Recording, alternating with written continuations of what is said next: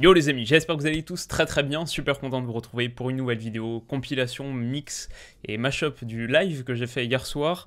C'était le deuxième, pour ceux qui ont raté le premier, on a parlé de Karim Benzema et il y a eu la vidéo un petit peu replay, compilation sur la chaîne. Là on a évoqué la finale de l'Euro 2000 et le parcours de l'équipe de France à l'Euro 2000, un live rapide pour faire patienter avant le prochain épisode de retour qui sort ce week-end, le 21e épisode de retour.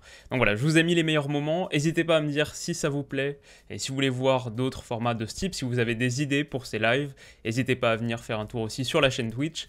Merci d'avoir regardé et on se retrouve ce week-end donc pour le prochain épisode de retour. Notre groupe a bien évolué parce qu'on a amené de la fraîcheur, de la jeunesse et de la qualité surtout. On est passé entre le mur et l'affiche sur les qualifications. La France termine première de son groupe avec 21 points, deuxième l'Ukraine 20 points et troisième la Russie 19 points. Donc ça se joue vraiment dans un mouchoir de poche.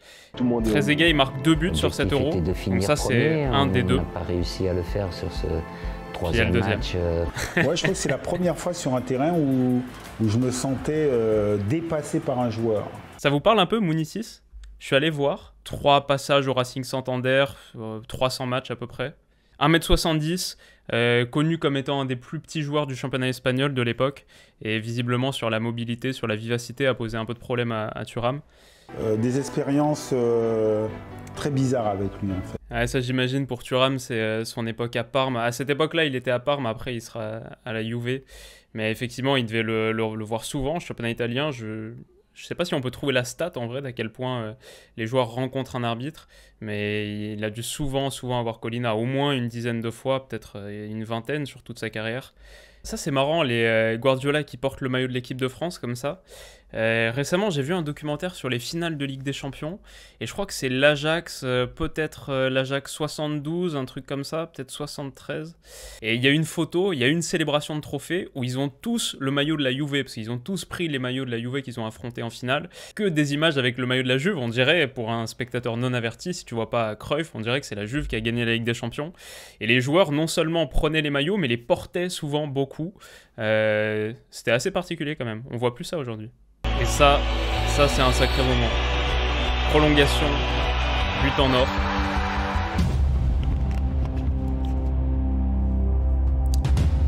L'hymne italien un peu moins chanté que récemment. Quand on pense à Chiellini, Bonucci qui scandent l'hymne. Là c'est un peu plus calme. Tellement hâte d'être cet été. Les joueurs l'ont chanté, sauf ceux qui chantent vraiment très fort. Non, il paraît que Thuram ne change pas bien du tout, mais il chantait très fort, on l'a entendu. Plusieurs extérieurs du pied de Deschamps. Deschamps assez friand de l'extérieur du pied. Je pense honnêtement que celui-ci, c'est son 3e ou 4e du match déjà. Alors je ne sais pas à quel point il était confiant sur son pied gauche ou s'il était juste un très grand... appréciateur de l'extérieur du pied, mais on le voit pas mal sur ce début de match. Ça fait sauter sur Totti, il faudrait c'était. Oh là, il y aura faute et il y aura carton peut-être. Ouais, Totti très dangereux, mais c'est vrai que cet enchaînement là, on vient d'avoir 3 séquences extrêmement verticales. C'est récupération, recherche de verticalité immédiatement, que ce soit par le dribble ou par la passe comme ici. Voilà, l'idée de recycler, de sécuriser un peu à la récupération, c'était pas une idée très répandue visiblement. C'est marrant parce qu'aujourd'hui, pourtant, je pense que l'idée qu'on se fait d'une finale, c'est une finale qui démarre sur un tempo assez lent, avec des équipes qui veulent pas trop se livrer, le fameux round d'observation. Généralement, c'est comme ça aujourd'hui que démarrent les finales, et a fortiori peut-être les finales de compétition internationale. Là, c'est super différent. Alors, je sais pas, dans le documentaire qu'on avait vu, c'est vrai qu'il était fait mention de le contexte des joueurs français évoluant en Serie A par rapport à leurs rivaux italiens. Enfin, il y avait peut-être tout de suite l'envie de marquer le ton, de donner le ton du match et d'être un peu le cadre de ce début de partie. Mais ça part tout de suite avec un très fort niveau d'énergie et dans le jeu ça se ressent avec beaucoup de verticalité. Allez Bichanté qui s'enfonce Bichanté. Lizarazu qu'on voit souvent sur ses incursions vraiment intérieures du jeu, le demi-espace, même si cette notion n'est pas inventée ou popularisée à l'époque en tout cas, mais il aime bien participer à l'intérieur. Ils sont très bons de la tête. Oula, pied devant. Petit contentieux du match par Juventus et Juventus Parme. Il y est allé volontiers. Il est allé de bon cœur, oui. Et c'est vrai qu'on est plus axé côté gauche. Et on voit plus Dugarry, on voit plus Henry que Djorkaeff. Djorkaeff rentre un peu intérieur, mais je pense qu'une des raisons pour lesquelles ça penche un peu côté gauche, c'est les incursions de Lizarazu, qui me semblent plus attirés par l'avant que Thuram, un peu plus de qualité technique aussi, un peu plus de vitesse. Djorkaeff, sur ses prises de balles, je dirais un des joueurs qui fait le plus moderne, le plus proche de ce qu'on connaît aujourd'hui. Pour l'instant, ouais, assez limité sur les séquences collectives, mais la France prend un petit peu le dessus là depuis quelques minutes. Yuri Djorkaeff, le grand pont. Ouais. Ce maillot de l'Italie, il est vraiment hardcore quand même. Hein.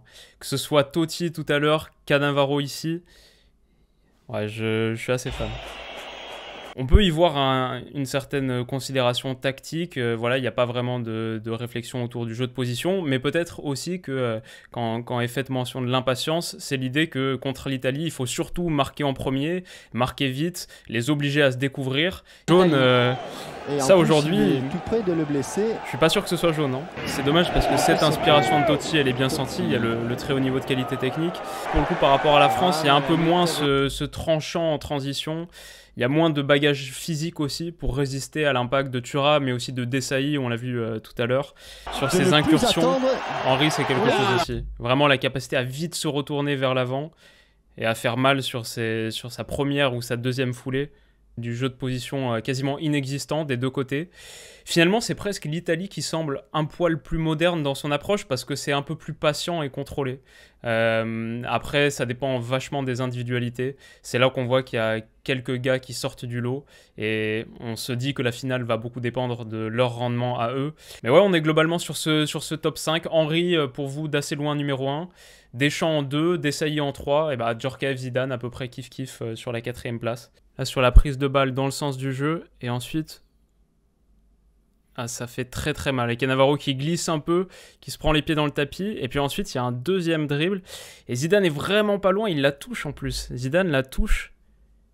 Et il lui manque, comme on dit, une petite pointure. Ça, c'est la plus grosse occasion du match pour l'instant. Pas de faute. La talonnade. Et hors-jeu. Pesotto. Et but. Et là, c'est dur. Faible volume d'occasions concédées sur cette quasi première heure de jeu. Mais l'inspiration de Totti est extraordinaire. Ça, c'est fou. Après, ça s'ancre dans un rythme qui est très vertical, très vers l'avant. Là, on est ici, mais dans 2 secondes, on peut être aux alentours de la surface de réparation. Donc, ça pousse des interventions beaucoup plus musclées et, on va dire, rythmées. Ce qu'on voit, c'est qu'on est sur un foot qui est moins collectif. C'est quand même assez individuel. Ça dépend beaucoup des dépassements de fonction, des prises d'initiative individuelles avec ballon, les dribbles, les différences qui sont faites. Mais même défensivement, même sans ballon, ça repose beaucoup sur les duels gagnés avant tout. Il y a beaucoup de 1 contre 1, beaucoup de 2 contre 2.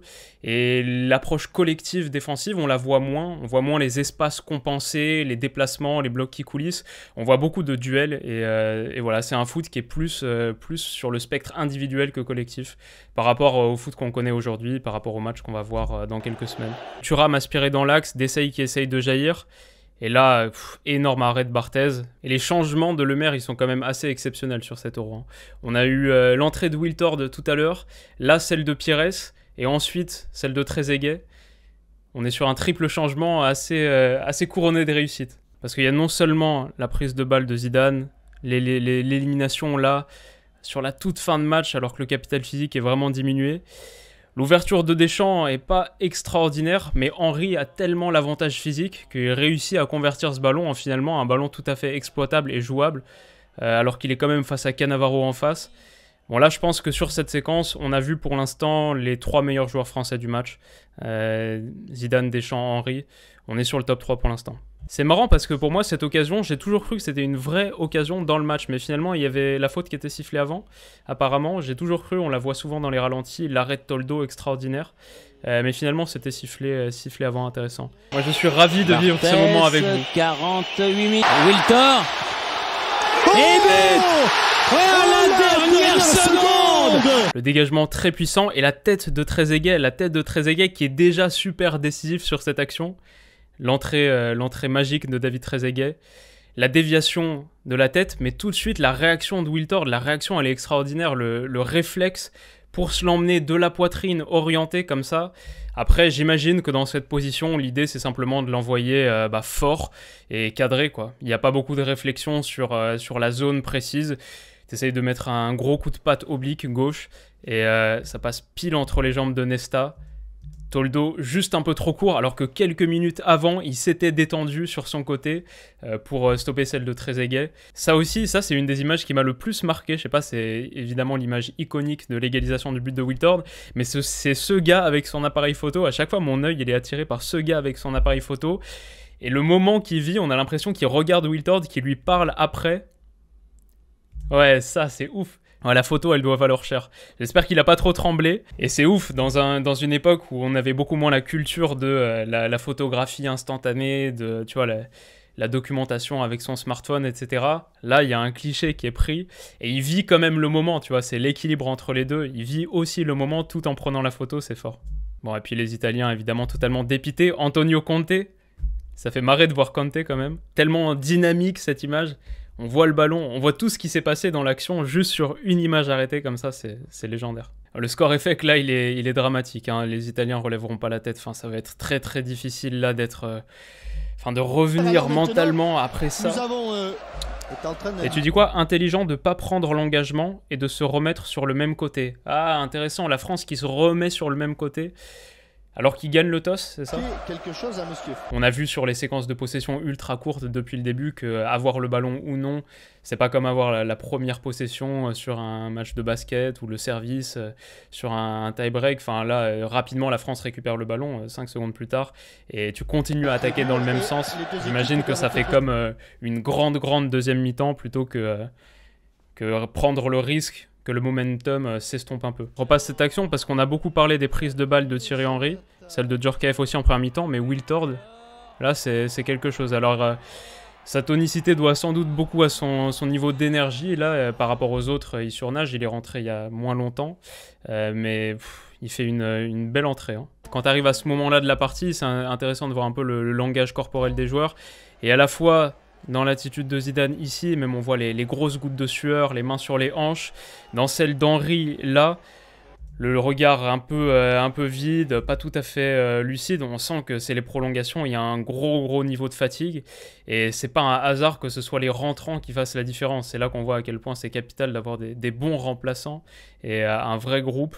Ouais, je pense que c'est pas un hasard quand on voit le niveau d'énergie là des deux des meilleurs joueurs de l'équipe de France sur ce match. Oui, il est passé. Centre en retrait. Et but. Mais manque de fraîcheur des Italiens aussi, qui perdent à nouveau un ballon bas. Pires, lui, qui a l'énergie. Franchement, cette fin de match, elle s'est énormément jouée à l'énergie. Et l'enchaînement est fou. Le double dribble, le centre en retrait, bon, le reste on connaît par cœur. Mais cette volée, l'équilibre et le placement pile sous la barre. Ouais, les gens qui écoutaient ça à la radio, ça devait être fou. Moi, j'écoutais beaucoup de matchs à la radio quand j'étais jeune, parce qu'on n'avait pas les chaînes de télé. J'ai suivi mes premières années de supporter, à part le stade, et quelques matchs de Ligue des Champions ou l'Euro qui passaient en clair. Tous les matchs de l'OL, je les ai écoutés quasiment tous, et du coup, à la radio. Et franchement, je pense que ça a fait partie du plaisir et de l'intensité que j'ai eu avec le foot. C'est que tu vis les parties différemment, tu t'accroches sur des détails. Quelque part, ça marque beaucoup aussi mentalement. Tu t'imagines les actions. Avant l'entrée de Wiltord et Trezeguet, je mettrais sans doute Deschamps et Henry. Et Pires, forcément, sur son entrée aussi. Enfin, les trois entrants font un bien fou. Si on était sur une analyse de lendemain, on mettrait peut-être Roger Lemaire, du coup, pour le changement gagnant. Non, ça, c'est... Tu vois, j'ai des frissons, là. C'est un truc de malade. Nous aussi, Lilian, nous aussi. Ce moment-là, il est génial parce que à la Coupe du Monde 98, on n'a pas eu le temps. Et là, on a pu rester, après les célébrations, on refaisait le moment. Enfin, on parlait de plein de choses, et pas forcément de ça d'ailleurs, mais on profitait du moment et de l'instant présent. C'est-à-dire qu'on savourait, en fait. Non, mais quand tu... Ça, c'est dingue. En vrai, ça, c'est fou. Le fait de vivre ces moments-là avec le groupe, les gars avec lesquels tu viens de passer un mois, plus peut-être les 2 semaines de préparation, ce moment d'apothéose, il est extraordinaire. C'est la magie du football. Peut-être recommencer ma carrière, tiens.